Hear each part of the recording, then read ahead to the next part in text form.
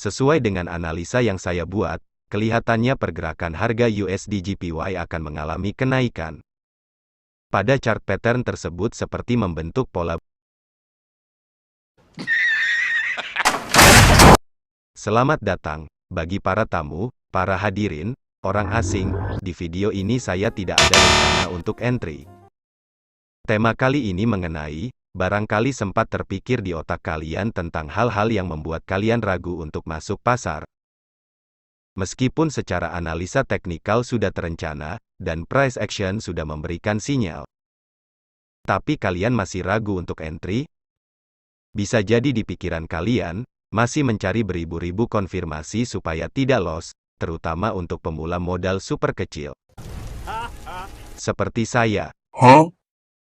Dan akhirnya tidak jadi entry, kemudian harga bergerak sesuai analisa di benak kalian. Ya, di sini saya akan sharing informasi sesuai pengalaman saya, mengenai entry dengan banyak konfirmasi, maupun dengan sedikit konfirmasi. Saya gunakan contoh yang mudah saja, seperti breakout structure. Biasanya setelah terbentuk pola seperti pada chart tersebut, kita akan menandai area yang telah di break tersebut. Kemudian, harus ngapain? Secara basic ilmu turun-temurun, area entry terletak pada kotak tersebut, karena resistance sebelumnya telah di break oleh harga, dan area kotak tersebut menjadi area ekspektasi harga akan membentuk support.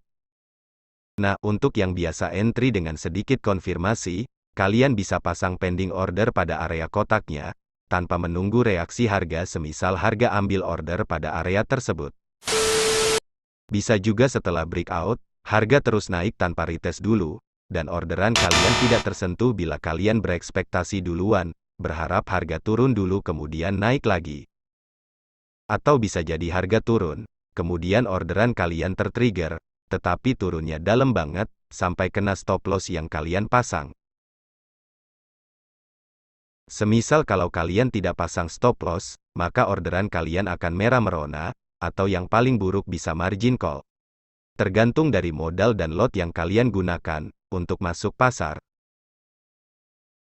Hal yang barusan tadi saya bicarakan juga berlaku, bila kalian ingin entry yang lebih spesifik, dengan cara menurunkan time frame ke yang lebih kecil. Semisal harga retest di area kotak tersebut, untuk entry yang lebih low risk lagi, kalian bisa pasang pending order sejajar dengan area demand atau supply, tanpa menunggu reaksi market. Kemungkinan juga sama seperti yang tadi, kadang harga turun dalam banget, kadang juga harga langsung bablas naik tanpa men-trigger orderan yang telah kalian pasang. Selanjutnya, entry dengan banyak konfirmasi. Kalau yang ini bedanya, semisal harga retest turun ke area kotak tersebut. Kalau langsung bablas naik, beda cerita lagi.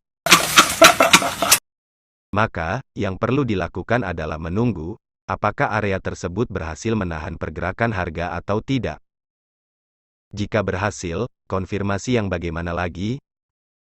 Biasanya akan lebih terlihat di time frame lebih kecil. Contohnya, seperti